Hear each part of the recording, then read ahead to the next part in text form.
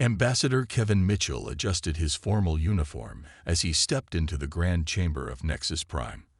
The massive circular room housed representatives from 30 different alien species, all gathered for the annual Galactic Trade Summit. Crystal pillars stretched toward a domed ceiling that displayed a holographic map of known space, while the air hummed with translation devices working overtime. Kevin took his assigned seat at the edge of the council table, noting how the human delegation was positioned far from the center where the major powers sat. His assistant, Diana Ross, placed a data tablet before him and whispered, "They've already started discussing resource allocation without waiting for us." The Zorthax High Chancellor Vexilor, a towering being with crimson scales and 4 arms, dominated the center position. His voice boomed through the chamber. "The distribution of helium-3 from the Orion Nebula shall continue as established. The Zorthax Empire claims 60%, the Krellian Confederacy 30%, and the remaining 10% divided among minor species." Kevin raised his hand. "High Chancellor, Earth requests a revision of these allocations. Our growing population requires." "The human speaks out of turn," interrupted Ambassador Crix of the Krellian Confederacy, his tentacles writhing with amusement. "Perhaps they should learn proper protocol before making demands." Scattered laughter echoed through the chamber. Kevin remained calm, though Diana's knuckles whitened as she gripped her tablet. "I apologize for the breach of protocol," Kevin said evenly. "However, humanity's helium-3 needs have increased by 40% since last cycle. Our current allocation of 0.5% is insufficient." Chancellor Vexilor's scales rippled, a sign of condescension among his species. "The humans want more." "How amusing. Tell me, Ambassador Mitchell, what has humanity contributed to earn such consideration? Your species joined the galactic community mere decades ago. You still use primitive fusion reactors and chemical propulsion. With respect, Chancellor, human technology has advanced significantly. Our fusion reactors now operate at 92% efficiency, and our new antimatter research shows." Antimatter. The Pelarian delegate, a crystalline being that chimed when speaking, interrupted with what passed for laughter among its kind. "The humans play with antimatter like children with fire. They'll destroy themselves before mastering it." Kevin felt heat rising in his face, but maintained his diplomatic composure. "Our safety protocols exceed galactic standards. Furthermore, human agricultural techniques have increased food production on 12 colony worlds by—" "Enough," Vexilor commanded, his 4 arms gesturing dismissively. "The allocation stands. Humans will continue receiving 0.5%. Be grateful for what you have." The council moved to the next agenda item. Trade road access. Kevin listened as the major powers carved up the most profitable hyperspace lanes among themselves, leaving humanity with the dangerous outer routes plagued by pirates and spatial anomalies. When Kevin attempted to negotiate for safer passage rights, the Zorthax delegate smirked. "Perhaps when humans develop shields that can withstand a basic plasma burst, we'll consider granting access to primary routes." "Our shield technology has improved considerably," Diana interjected, unable to contain herself. "The U.S. Dakota recently survived a direct hit from a—" "Silence," Vexilor roared. "The human female speaks without permission. Is this how your species conducts diplomacy?" Kevin placed a restraining hand on Diana's arm. "My apologies, Chancellor. However, her point stands. Human vessels are now capable of—" "Capable." The Krellian ambassador's skin flushed purple with mirth. "Your ships are toys compared to our battlecruisers. Your weapons are centuries behind ours. Why should we grant you equal status when you contribute so little?" The chamber erupted in agreement from various delegates. Kevin noticed even the usually neutral Pelarians nodding their crystalline heads. "We contribute plenty," Kevin said, his voice steady despite his growing anger. "Human medical research has cured 3 major diseases affecting multiple species. Our engineers have improved station life support efficiency by 20%. Our traders have established new markets in frontier sectors." "Minor achievements," Vexilor declared. "Nothing that warrants a revision of established protocols. The strong lead, the weak follow. This is the natural order." Kevin straightened in his chair, meeting the Chancellor's 4 eyes directly. "High Chancellor, I must warn you that continuing to marginalize humanity may have consequences you haven't considered." The chamber fell silent before bursting into laughter. Vexilor's scales darkened with amusement. "Is that a threat, Ambassador? From a species that—" The laughter died down as Chancellor Vexilor raised all 4 hands for silence. His crimson scales gleamed under the chamber's artificial light as he prepared to deliver what he clearly considered the final word on humanity's place in the galaxy. "Let me explain something to you, Ambassador Mitchell," Vexilor began, his voice dripping with superiority. "The Zorthax Empire has ruled star systems for 10,000 years. The Krellian Confederacy has mastered hyperspace travel for 8 millennia. Even the youngest species here, the Polarians, achieved spaceflight 2,000 years ago." He paused, letting his words sink in. "Humans, you discovered fire yesterday, in cosmic terms. You still fight wars on your own planet. Your ships leak radiation. Your weapons are projectile-based. Primitive." Kevin felt Diana tense beside him, but he remained outwardly calm. "Chancellor, those assessments are outdated. Human technology has—" "Has what?"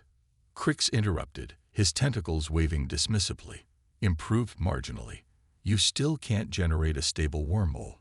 Your quantum computers are toys compared to our neural networks. Your medical technology relies on cutting people open." The Polarian delegate chimed in, literally, with crystalline tones.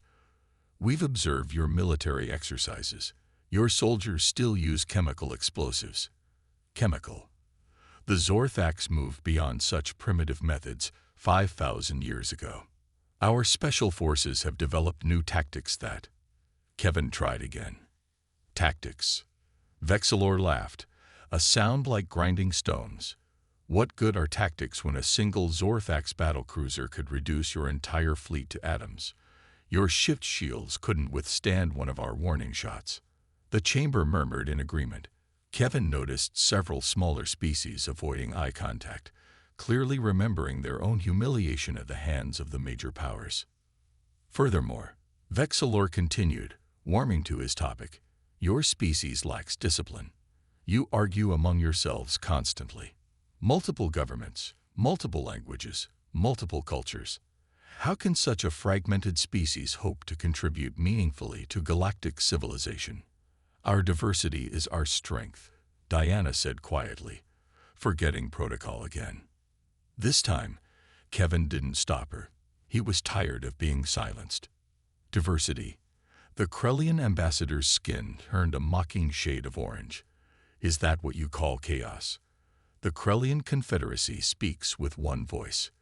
The Zorthax Empire follows one leader. Unity is strength. Diversity is weakness." Vexilor stood to his full height, towering over the seated delegates. "Let me be clear, humans. You exist in this council by our tolerance, not by right. You breathe recycled air on our stations. You travel through our hyperspace lanes. You live under our protection." Protection. Kevin stood as well, though he barely reached Vexilor's chest. "From what exactly?" "From extinction," Vexilor replied coldly. "There are species in the dark spaces between stars that would devour your worlds without our patrols keeping them at bay. Pirates who would enslave your colonies without our fleet's presence. You survive because we allow it." The chamber fell silent. Kevin looked around at the assembled delegates, seeing a mixture of smugness and sympathy. Even those who privately disagreed with Vexilor wouldn't speak against him. "I see," Kevin said finally. "So humanity's role is to be eternally grateful for scraps from your table. Now you understand." Vexilor nodded approvingly. "Accept your place, and perhaps in a few centuries, you might earn slightly larger scraps." Kevin pulled out his communicator and typed a quick message. Diana glanced at the screen and nodded grimly. "High Chancellor," Kevin said, his voice carrying clearly through the suddenly quiet chamber. I have just received authorization from Earth's government to deliver a formal response to this council's position. Vexilor's scales rippled with amusement. Oh, and what would that response be? Kevin gathered his materials slowly, deliberately. Diana stood and collected her tablet. The other 3 members of the human delegation rose as well. Earth formally withdraws from all galactic treaties, effective immediately, Kevin announced. We resigned our signatures on the trade accords, the navigation agreements, and the Mutual Defense Pact. Shocked silence filled the chamber. You can't be serious, Crix sputtered, his tentacles turning pale.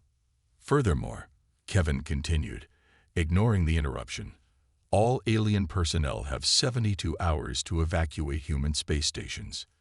After that, our borders are closed. Vexilor's scales darkened to near black. You dare. We dare, Kevin cut him off. You've made it clear that humanity has no place at this table. We accept your assessment. Good day, gentle beings. With that, the human delegation walked out, leaving chaos in their wake. The first to break was the Polarian Republic. 7 months after humanity's withdrawal, their medical crisis had reached catastrophic levels. The crystalline beings, once proud of their advanced healthcare, now faced extinction from diseases they could no longer treat. Ambassador Sarah Chen sat in her office on Luna Station, reviewing the desperate plea from the Polarian High Council. Unlike her predecessor Kevin Mitchell, Sarah had been chosen for her firm stance against the aliens who had humiliated humanity. They're dying by the thousands, her aide reported. Their entire medical infrastructure has collapsed. Sarah studied the holographic displays showing Polarian worlds in chaos. What was their vote during the council session? They abstained from the final insult but supported earlier restrictions on human trade. I see. Sarah drafted her response carefully. The Polarians had not been the worst offenders, but they hadn't defended humanity either. The reply was brief. The Polarian Republic chose to remain silent when humanity was denied basic respect. Earth's borders remain closed. However, we note your abstention from the final vote. Should the Republic publicly acknowledge humanity's contributions to galactic civilization and formally apologize for past discrimination, we might consider limited humanitarian aid. On the Polarian homeworld, the Crystalline Council members vibrated with distress as they read the response. Pride battled against desperation. We cannot apologize to primitives, one elder chimed. They are not primitives. Another responded, their crystalline structure pulsing with urgency. Look at our hospitals, our dead. We were the primitives for not seeing their worth. The debate raged for hours before survival instinct won. The Polarian Republic broadcast a message across all galactic channels. We, the Polarian Republic, formally acknowledge our grave error in underestimating humanity's contributions to galactic civilization. We apologize for our complicity in their marginalization and recognize that human innovation in medical science surpassed our own. We humbly request humanitarian assistance. The message shocked the galaxy, a major power admitting error, apologizing to humans. It was unprecedented. Sarah Chen watched the broadcast with satisfaction. Send medical supplies to their border. Include basic repair protocols for their systems. Nothing more. The limited aid saved countless Polarian lives, but it came with conditions. Human medical teams would supervise all treatments. Polarian medical data would be shared with Earth. The balance of power had shifted. Other species watched this exchange closely. The Vorax Consortium, facing agricultural collapse, quickly followed suit. Their apology was even more elaborate, detailing how human farming techniques had revolutionized their food production. We were blind to human genius, the Vorax leader declared. Their understanding of biological systems far exceeded our own. Earth responded with measured assistance, each agreement carefully structured to ensure respect and fair treatment for humanity. But the major powers remained defiant. The Zorthax Empire and Krellian Confederacy refused to bend, even as their civilizations crumbled. Let them starve, Vexilor declared when informed of the Polarian agreement. The Zorthax bowed to no one. His pride cost him dearly.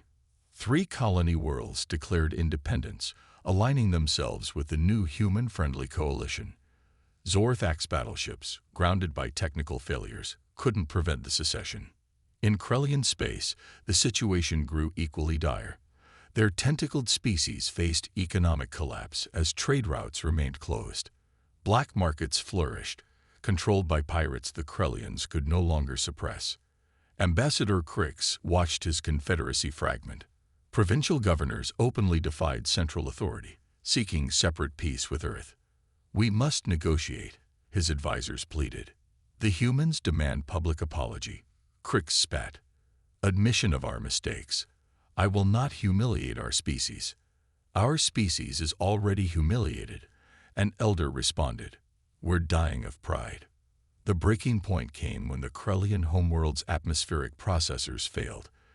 The machines, upgraded by human engineers decades ago, required codes the Krellians didn't possess. As air quality deteriorated, even Crix's supporters demanded action. On Earth, President Edwards monitored these developments with grim satisfaction. "They're learning," she told her council. "Slowly and painfully, but they're learning." "Some faster than others," General Cole noted. 17 species have now signed cooperation agreements. They're calling themselves the New Galactic Alliance. And the holdouts, growing weaker daily. Their own populations demand reconciliation with Earth. 9 months after humanity's withdrawal, the unthinkable happened. A massive delegation of alien dignitaries approached Earth's defensive perimeter. Chancellor Vexilor himself led the group, his once proud bearing now bent with desperation. Ambassador Crix accompanied him, along with representatives from 8 other major powers. Captain Amy Brooks commanded the Earth Defense Station at the border. Her screens lit up with the approaching alien fleet, not warships, but diplomatic vessels flying flags of truce. "Captain," her communications officer announced, "we're receiving a priority message from the alien delegation. They request permission to enter Earth space for negotiations." Amy smiled coldly. "Tell them to hold position. They'll wait for our response." The alien ships stopped at the border, just as human vessels had once waited at alien checkpoints. Hours passed. The mighty Zorthax battlecruisers that escorted their delegation were forced to power down non-essential systems to conserve fuel. The irony wasn't lost on anyone. Inside the lead diplomatic ship, Vexilor paced with growing agitation. "This is outrageous. We are the Galactic Council leadership." "Were," Crix corrected quietly, his tentacles drooping. "We were the leadership. Now we're petitioners." After 12 hours, Captain Brooks finally responded. "You may proceed to Quarantine Station Delta 7. You will submit to full security screening. Any deviation from assigned flight path will be considered hostile action." The alien delegation had no choice but to comply. At Delta 7, they endured extensive security checks, medical scans, and customs inspections, the same procedures they had once imposed on human diplomats. 3 days later, they were granted permission to proceed to Earth. As their ships entered the solar system, they witnessed humanity's true capabilities for the first time. Massive shipyards orbited Mars, constructing vessels that dwarfed Zorthax battlecruisers. Energy shields protected Earth with technology beyond anything the aliens had imagined. Space stations bustled with activity, showing no signs of the primitive civilization they had mocked. The delegation was directed to a conference facility on the Moon. There, they waited another full day before President Nicole Edwards arrived with her council. The role reversal was complete, aliens waiting on human convenience. Nicole entered the conference room with measured steps. She didn't bow or offer traditional diplomatic greetings. Instead, she simply sat and waited for the aliens to speak. Vexilor struggled with the words. His 4 hands clenched and unclenched. Finally, he began. "President Edwards, we come to discuss reconciliation." "Reconciliation?" Nicole raised an eyebrow. "I thought humans were too primitive to warrant your consideration." Crix intervened, his skin flushing with embarrassment. We were wrong. Profoundly, catastrophically wrong. Our civilizations are failing without human participation. Your medical knowledge. A Polarian representative added, your agricultural innovations, your technical expertise. We need them. Need. Nickel leaned forward. 9 months ago, you claimed we contributed nothing of value. What's changed? Vexilor's pride finally cracked. Everything has changed. Our empire faces collapse. 20 worlds are in rebellion. Our fleet is grounded. Our people starve. His voice dropped to barely a whisper. We beg for your return. The word beg hung in the air. The High Chancellor of the mighty Zorthax Empire had begged humans for help. Nickel let the silence stretch before responding. You ask us to return to a council where we were treated as inferiors, where our contributions were mocked, where our very worth was questioned. No, Crix said quickly. We offer you full membership, equal voting rights, unrestricted access to all trade routes, recognition as a major galactic power. And what else? Nickel pressed. The aliens exchanged glances. They had prepared for this moment, but still found it difficult. Reparations, Vexilor said finally, for decades of discrimination. Technology sharing agreements, priority trade status, permanent seats on all councils and committees. And Nickel waited. And Vexilor's shoulders slumped in final defeat, a formal apology, broadcast across all galactic channels, acknowledging human superiority in multiple fields and our blindness in failing to recognize it. Nicole nodded slowly. We'll consider your offer. Wait here. She left them waiting another 6 hours, experiencing a fraction of the humiliation humans had endured for decades. When she returned, she carried humanity's terms that would reshape galactic civilization forever. Nicole Edwards returned to the conference room with a data tablet containing humanity's terms. She placed it before the alien delegation without ceremony. Ambassador Kevin Mitchell, now Earth's chief diplomatic officer, stood beside her, his face impassive. These are our conditions, Nickel stated. They are non-negotiable. Vexilor reached for the tablet with trembling hands. As he read, his crimson scales paled. Crix leaned over, his tentacles twitching nervously as he absorbed the contents. The other delegates crowded around, their various forms of distress becoming evident. These terms, Vexilor began, then stopped, unable to continue. Kevin spoke for the first time, are less harsh than what you imposed on countless species over millennia. We require full recognition of human technological superiority in medical science, agriculture, computer systems, and quantum mechanics. The reparations, Crix muttered, they amount to 30% of our GDP for the next decade. A fraction of what you extracted from developing species, Nicole countered. We also require complete access to all your historical archives. No more secrets, no more hidden knowledge. The Polarian representative chimed softly. The apology must be delivered by each species' highest authority, broadcast live to every inhabited world. Correct, Kevin confirmed. Additionally, human observers will be placed in all major governmental institutions to ensure compliance with the new equality standards. Vexilor's 4 hands clenched the tablet. This is justice, Nicole finished. You have 24 hours to decide. Accept our terms or continue your decline alone. The delegation withdrew to deliberate. Inside their ship, heated arguments erupted. Some called for rejection, clinging to the last shreds of pride. Others pointed to their dying worlds and failing systems. We have no choice, Crix said finally, his skin gray with defeat. Look at the reports from home. Another 3 colonies declared independence today. Our military can't even launch ships to stop them. Vexilor slumped in his chair, looking every year of his 1,000-year lifespan. The mighty Zorthax Empire, reduced to this. We reduced ourselves, an elder delegate observed. Our arrogance blinded us to their potential. Now we pay the price. 20 hours later, they returned to the conference room. Vexillor stood straight, mustering what dignity remained. "We accept your terms." Nicole nodded. "Then let's begin with the apologies." The broadcast started immediately. Across the galaxy, beings watched in shock as their leaders publicly admitted their failures.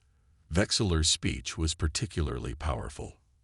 For millennia, the Zorthax believed in our own superiority. We were wrong. Humans, whom we dismissed as primitive, have surpassed us in numerous fields. Their medical knowledge saved the Polarians. Their agricultural techniques fed billions. Their computer systems now exceed our own. We apologize for our arrogance, our discrimination, and our failure to recognize their brilliance. Similar admissions came from every major power. The Galactic Order, unchanged for thousands of years, shattered in a single day. Over the following weeks, human teams deployed across alien worlds. Dr. Lisa Foster led medical missions that saved millions. Engineer Tom Baker introduced revolutionary power systems. Agricultural specialist Maria Santos transformed barren worlds into gardens. The aliens watched in amazement as problems they had struggled with for centuries were solved in months. Human efficiency, creativity, and adaptability proved superior to rigid alien traditions. "They don't just fix things," a Krellian technician observed, watching Tom Baker repair a fusion reactor. "They improve them, make them better than original." "That's what we never understood," his supervisor replied. "We saw them copying our technology and thought they were inferior. We didn't realize they were learning, adapting, surpassing." In the restored Galactic Council, humans now held permanent seats at the center table. Kevin Mitchell, once relegated to the periphery, now chaired the Trade Committee. Sarah Chen led the Security Council. Nicole Edwards herself took the position of Supreme Arbitrator. The aliens who had once mocked human primitive democracy now found themselves adopting similar systems. The species that had scorned human diversity now recognized it as the source of their adaptability. "We spent millennia believing in the superiority of uniformity," Vexillor admitted in a private moment. "The humans proved that diversity is strength." The galaxy had learned its lesson the hard way. Never again would they underestimate humanity. 1 year after humanity's dramatic withdrawal, the galaxy had transformed beyond recognition. The new Galactic Council convened in a rebuilt chamber on Nexus Prime, its design now incorporating human architectural concepts of openness and equality. Gone were the hierarchical seating arrangements. Instead, representatives sat in a circle, symbolizing the new era of cooperation. Kevin Mitchell, now serving as president of the Galactic Council, called the session to order. Beside him sat former adversaries who had become allies. Vexillor, humbled but wiser, served as vice president. Crix led the Economic Committee with a newfound appreciation for human innovation. "The quarterly reports show continued improvement across all sectors," Kevin announced. "Medical advancements have reduced mortality rates by 40%. Agricultural output has doubled. Trade efficiency has increased threefold." Dr. Lisa Foster presented her latest breakthrough, a universal vaccine platform that could adapt to any pathogen within hours. "This technology," she explained, "combines human genetic research with Polarian crystalline data storage. It represents true interspecies collaboration." The Polarian ambassador glowed with pride. His people, first to embrace humanity, had benefited most from the new order. Their worlds flourished under joint human-Polarian medical programs. Engineer Tom Baker followed with a report on infrastructure. The new quantum fusion reactors are now operational on 17 worlds. Energy output has increased by 300%, while reducing environmental impact by half. Even former skeptics marveled at the achievements. The Zorthax scientist admitted, "We spent millennia perfecting fusion. Humans revolutionized it in months by approaching the problem differently." Maria Santos shared agricultural miracles. "Desert worlds now produce food. Ice planets support gardens. We've eliminated famine on 37 worlds. The transformation extended beyond technology. Human concepts of individual rights, democratic governance, and cultural preservation spread throughout the galaxy. Species that had lived under authoritarian rule for millennia embraced new freedoms. The most significant change, Nicol Edwards observed during a special address, isn't technological. It's philosophical. The galaxy learned that strength comes not from domination, but from cooperation, not from uniformity, but from diversity. In schools across the galaxy, young beings learned a new version of history. Textbooks now included chapters on the Great Humbling, when arrogance nearly destroyed galactic civilization. Human teachers shared lessons about curiosity, adaptability, and the dangers of prejudice. Vexillor, speaking at a university on his homeworld, told students, "We believed our age made us wise. Instead, it made us complacent. Humans, with their short lifespans, taught us that wisdom comes from willingness to learn, not from years lived." The military landscape changed dramatically.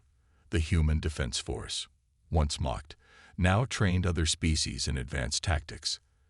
Admiral Jake Rivers established the Galactic Peace Corps, combining human strategic thinking with alien technologies. Our strength, he explained to cadets from dozen species, lies not in our weapons, but in our ability to prevent conflicts. Humans excel at understanding others' perspectives, a skill that makes us formidable diplomats and peacekeepers. Trade flourished under new regulations that ensured fairness for all species. Human-designed AI systems managed complex interstellar commerce with unprecedented efficiency. Small species, previously exploited, found themselves protected by strict equality laws. Cultural exchange programs sent beings to live on different worlds, fostering understanding. Human arts, music, literature, cinema captivated alien audiences with their emotional depth and creativity. As the council session concluded, Kevin reflected on the journey. A year ago, we walked out of this chamber in anger. Today, we lead it in partnership. Vexillor stood, his four hands raised in a gesture of respect. The galaxy owes humanity more than reparations. We owe you our future. You showed us that true civilization isn't measured by the age of your species or the size of your empire, but by your capacity for growth, compassion, and innovation. The chamber erupted in agreement, a harmony of different voices united in purpose. Outside, stars shone on a transformed galaxy. Worlds once divided by prejudice now worked together.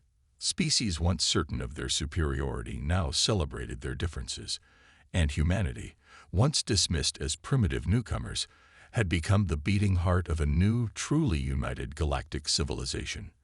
The greatest lesson had been learned.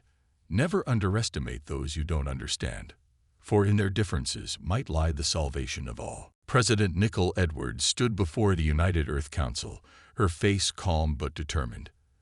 The emergency session had been called immediately after Ambassador Mitchell's dramatic exit from Nexus Prime.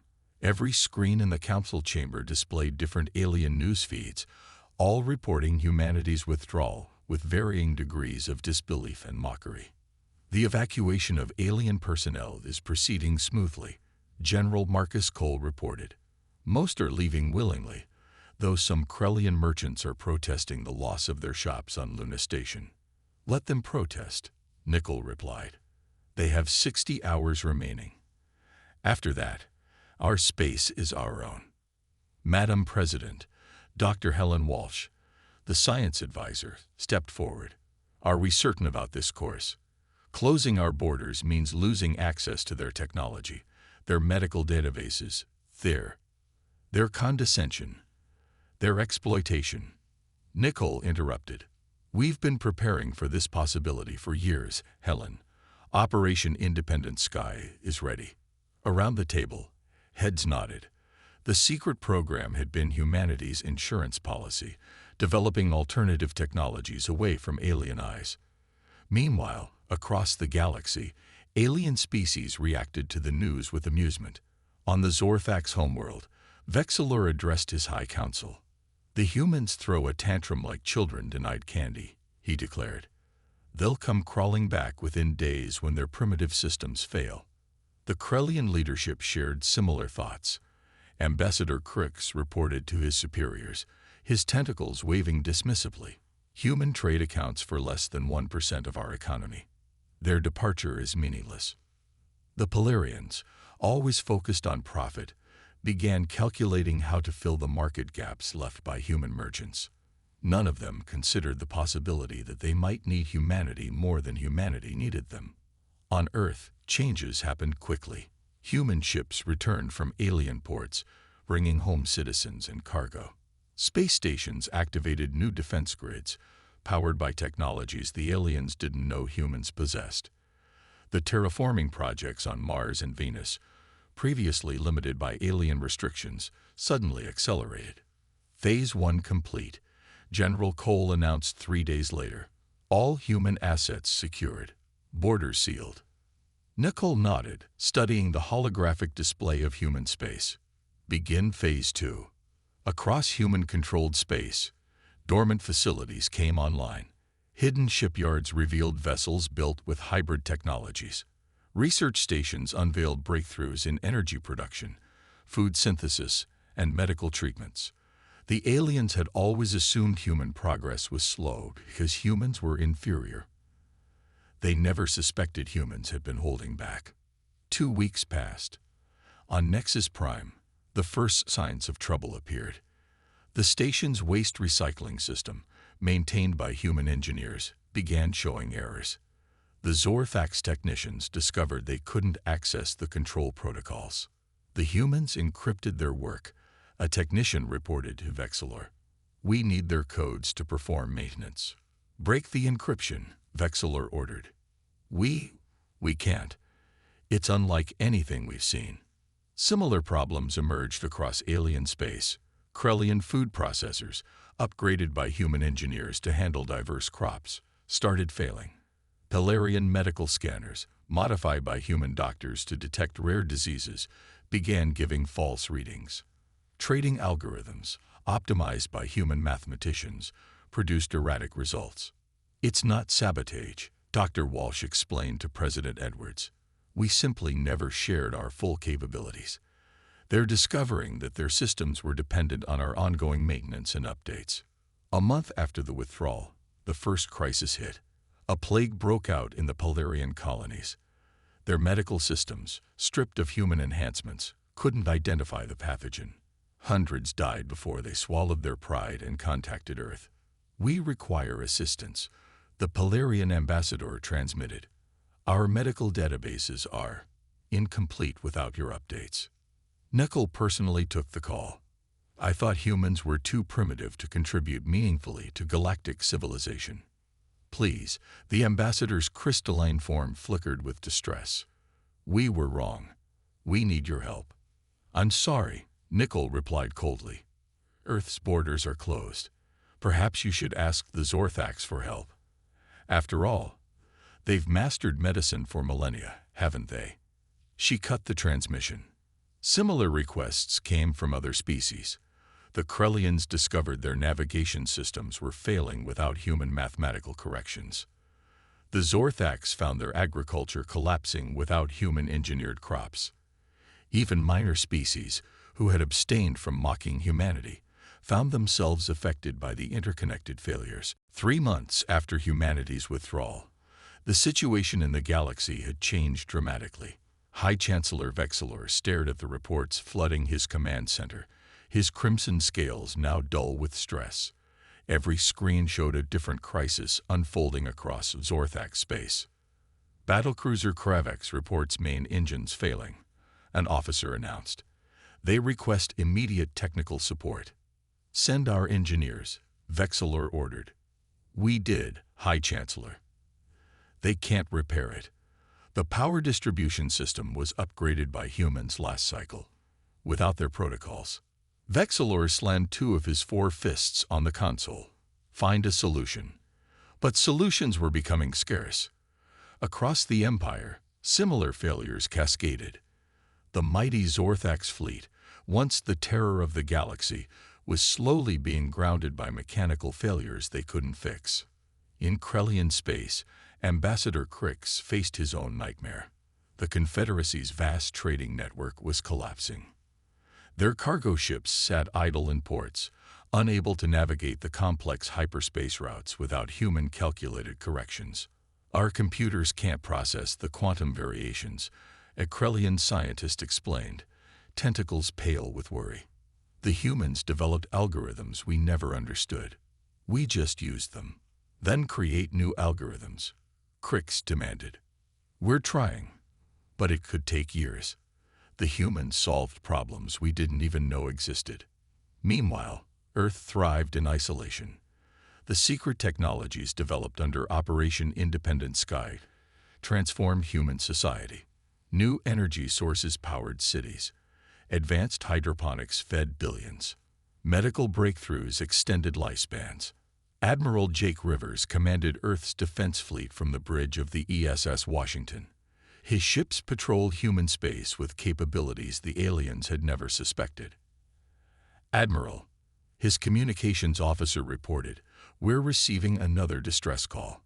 Pelarian Medical Transport requesting emergency assistance." Jake checked the logs. "That's the 15th this week." Response: "Standard message, sir. Earth's borders remain closed." The distress calls had become routine. Alien ships, stranded by failing systems, begged for human help. Pirates, once kept in check by the major powers, now roamed freely. The galactic powers were too busy with internal crises to maintain order. On the Zorthak's throne world, protests erupted as food shortages worsened. The Empire had relied on human-modified crops that could grow in harsh conditions. Without human agricultural support, harvests failed across dozens of planets. High Chancellor, an advisor reported, "The outer colonies are threatening rebellion. They demand we restore trade with Earth." Vexilor's pride warred with reality. "Never. We are Zorthaks. We do not beg from primitives." But others were not so proud. The smaller species, those who had remained neutral during the humiliation of humanity, began secret negotiations with Earth. They offered valuable resources and technology in exchange for help. President Edwards considered each request carefully. "We'll help those who showed us respect," she decided. "Let the arrogant ones suffer longer." Slowly, a new network formed. Species that dealt fairly with humanity received assistance. Their systems were repaired, their trade restored. Those who had mocked humanity found themselves increasingly isolated. The Krellian Confederacy watched their economy crumble. Without human trading algorithms, their markets crashed. Unemployment soared. Food riots broke out on their core worlds. "We must contact Earth," a Krellian elder suggested during an emergency session, "and admit we were wrong." Crix protested. "Show weakness." "What weakness?" The elder replied. "We're already weak. The humans proved that." 6 months after the withdrawal, the truth was undeniable. Human engineers hadn't just maintained alien technology. They had improved it in ways the aliens never noticed. Human doctors hadn't just practiced medicine. They had revolutionized it. Human traders hadn't just participated in commerce. They had optimized it. They were never primitive, a Pelarian scientist concluded in a leaked report. They were learning, adapting, surpassing us while we looked down on them. The report spread across the galaxy, forcing a painful realization. The species they had dismissed as backward had quietly become essential to galactic civilization. In his private chambers, Vexilor finally read the full analysis of human contributions. The numbers were staggering. Productivity increases, efficiency improvements, innovations, all traced back to human involvement. "How did we miss this?" he whispered to himself. The answer was simple. Arrogance had blinded them. They saw what they expected to see, primitives playing with advanced toys, not what was actually there. A species rapidly mastering and improving everything they touched.